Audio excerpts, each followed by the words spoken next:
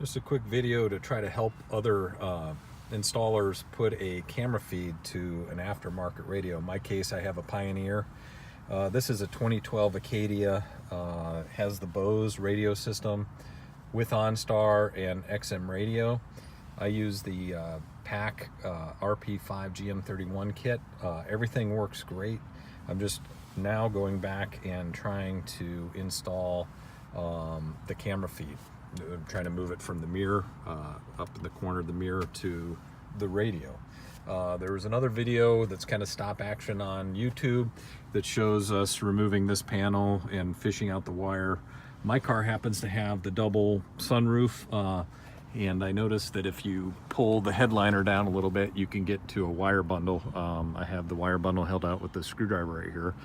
There's two thick wires that are made reference to. I carefully sliced open both of them. The bigger of the two has that blue and pink wire that we're talking about. I'm going to splice into them here, tap into the blue and the pink wire in that large wire bundle, and just for testing, I have the wire I'm planning to route behind the dashboard. I have it held into the back, no RCA yet. You can see the video is on the mirror, and it's also on the display of the radio, so it's a successful feed.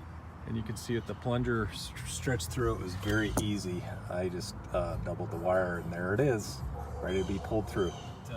Panel opening, and then just fed it behind, believe it or not, just behind the glove box, using that same little fishing tool, and pulled it up right here. I'm going to zip tie it so it doesn't pull back, and I'm going to use the since mine didn't make any use of this rear camera dongle from the RP5 kit. I'm going to just cut that and splice it onto my bare wires here, and we'll plug it in. Should be good to go.